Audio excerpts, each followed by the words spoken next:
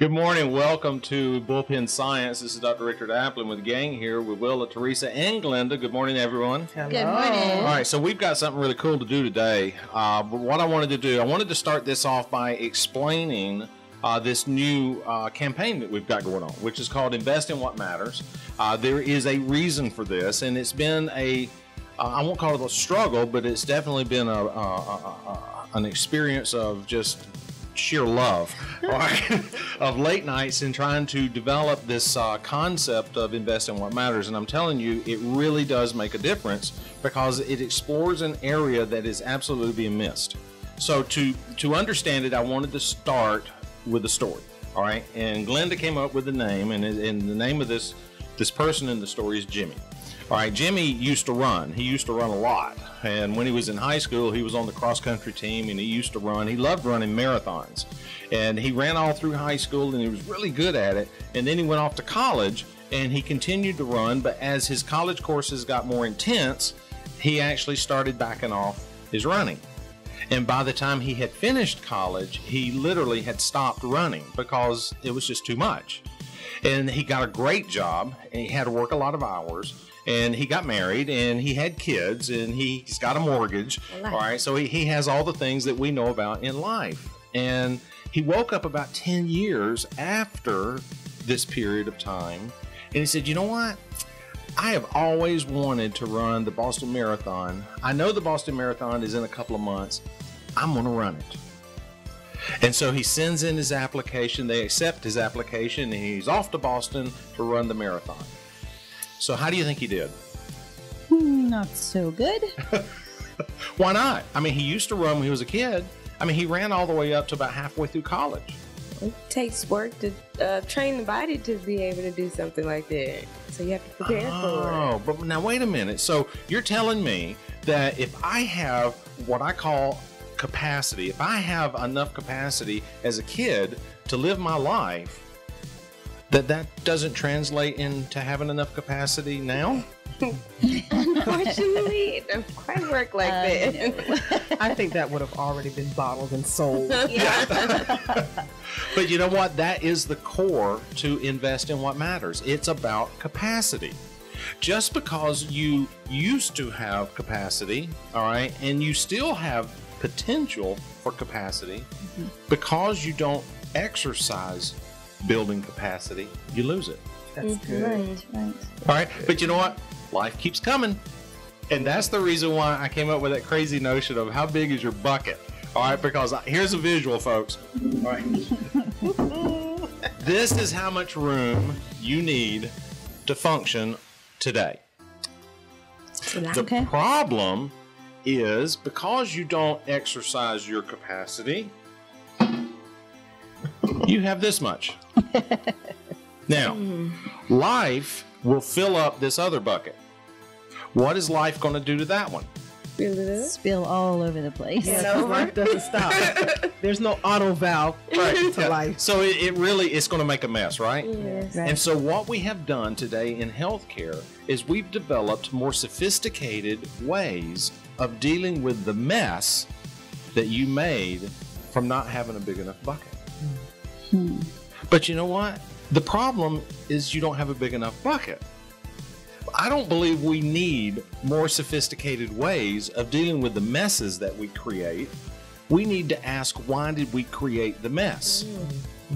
How do we get back to that other size of a bucket? And that's the whole concept behind Invest in What Matters. What we did is we took the three primary areas that we see people losing capacity, and we addressed all three. And the first one we did structure. All right. The area that people lose capacity in is sleep. People do not sleep and rest. Now, understand there's a difference between sleep and rest. All right. You can't get to rest without going through sleep, but you can sleep and never get into rest. And so we address that issue because here's what's missing in the sleep aspect of it. People, technology has advanced mattresses, but there has been no technology to advance pillows. And people will spend a gazillion dollars on a mattress and sleep on a $20 pillow.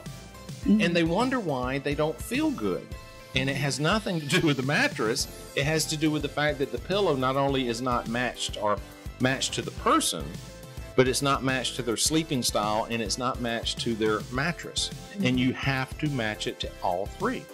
And so we found a company over in the Netherlands that actually does that. And so we started using, and that's the PillowWise, all right, and that will address that one issue. The next is the fact that people stand a lot. Matter of fact, what is it they call sitting is the new smoking? So they don't want you to sit at work, they want you to stand up. But if you have really bad arches, you never heard that one? Yeah, no, it's out there. All right, sitting's the new smoking. So if you're standing and you have bad arches, you're going to bleed off capacity.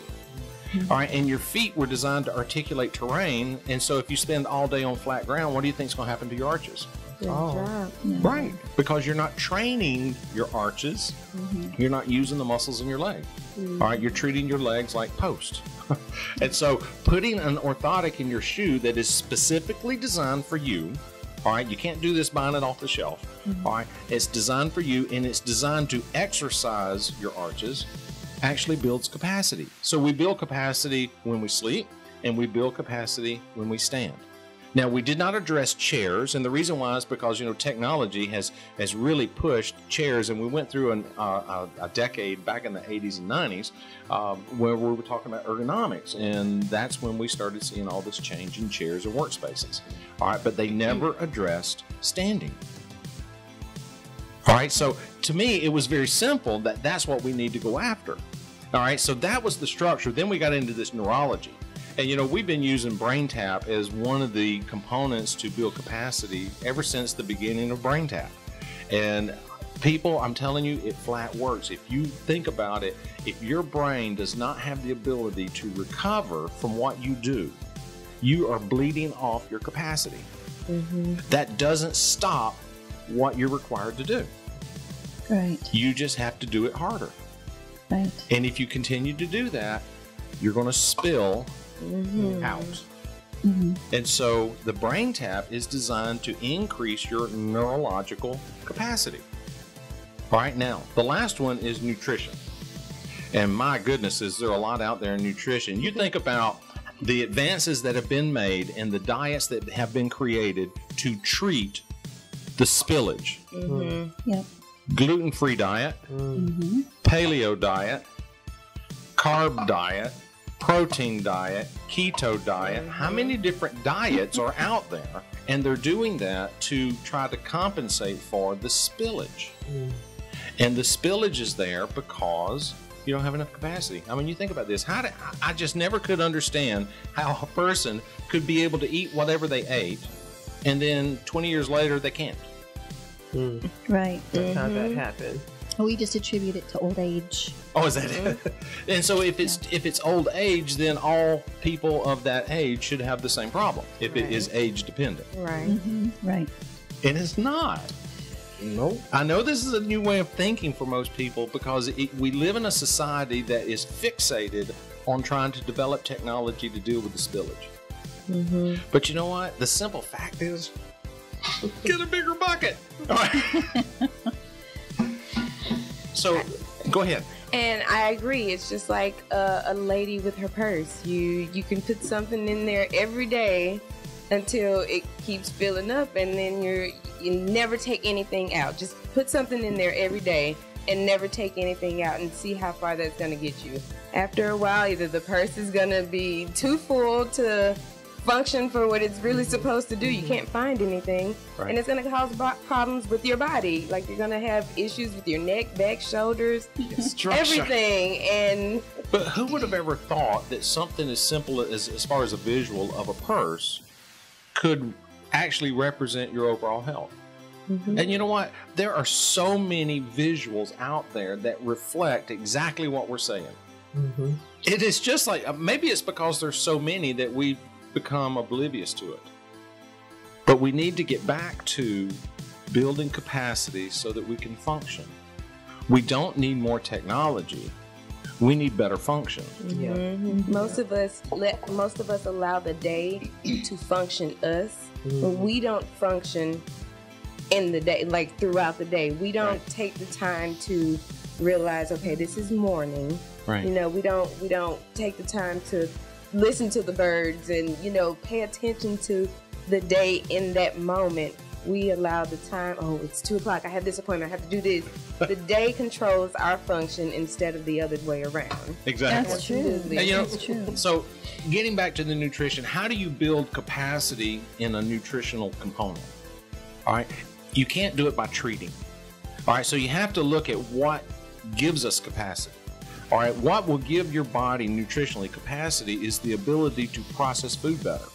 Mm-hmm. And so you need more space within the organ systems to do that.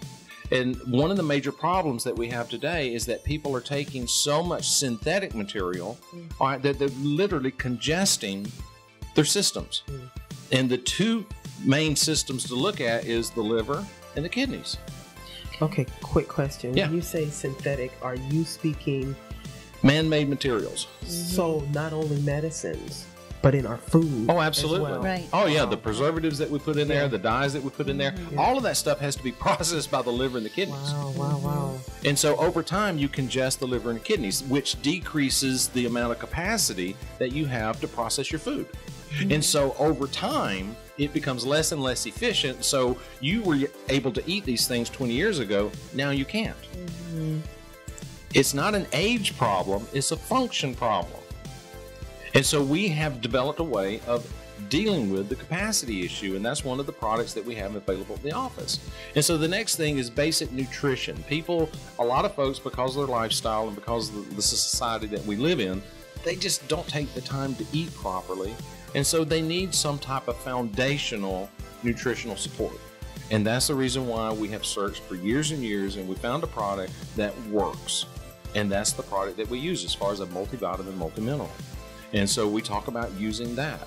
We talk about working with the liver and the kidneys. And then the last thing is, believe it or not, there is more research being published right now on probiotics than I have ever seen in my 32 years of practice. Yeah. Yes. And one of the newest studies that just came out, they were talking about how probiotics detoxify your body. And if you think about all the toxins that you put in your body on a day-to-day basis, you need something. All right. But the problem with probiotics is the fact that people have this notion that you have to take it all the time. And you don't. No, absolutely not. The reason Okay. why you're taking it all the time is because the probiotic you're taking is not the right one. Wow. Okay.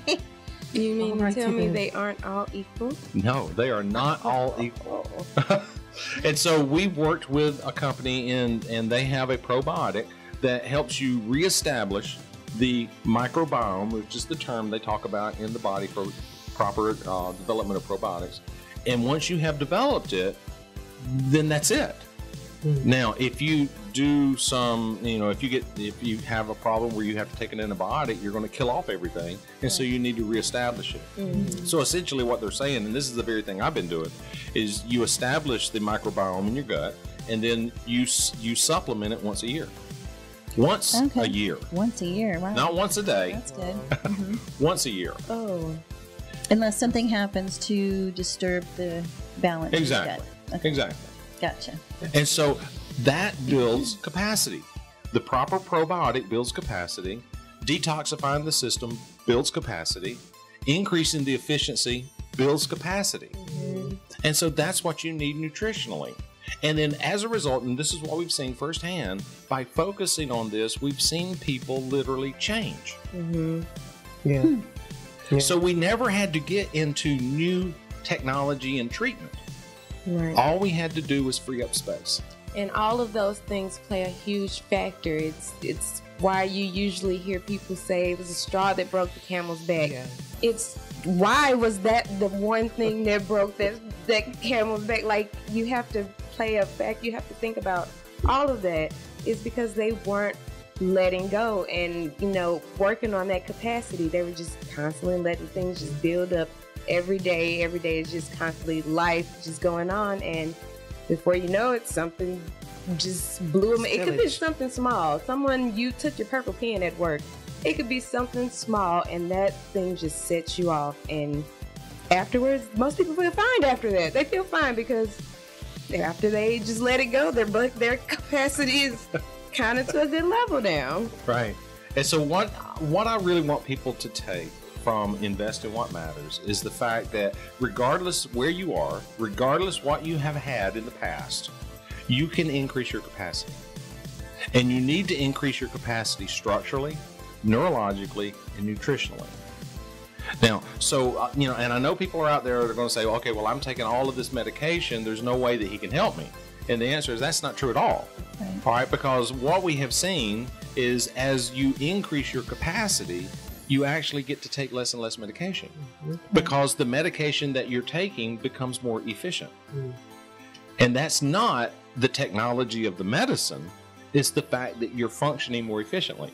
There's less need. There is less need. Absolutely. And some people end up not taking medicine. I mean, their bodies are functioning so well that they do not need it anymore. And we've seen it. Yeah, we've Patients seen come it in with big grins on their face talking about the fact that, hey, I don't have to take all of these drugs that I used to take, and the doctor doesn't understand why. And I'm like, okay, well, that's great. Right. But we need to see this moving into this next generation because honestly, with this campaign, we can fulfill the mission statement for this practice, which is change the generational cycle of sickness, which is the way we think.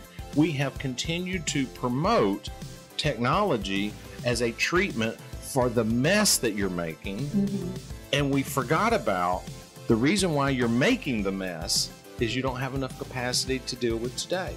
Right. That's good. Yeah, that's good. I'm tired of cleaning up my messes. And so if all of you guys out there, if you're tired of cleaning up your messes, all right, we actually have an answer for you, and that is give us a call and schedule a time to come in, and we'll talk to you about investing in what really matters. Okay? So for Dr. Applin and Willa, Teresa, and Glenda, thank you guys for tuning in to today's podcast, and we'll see you guys in the field. Bye.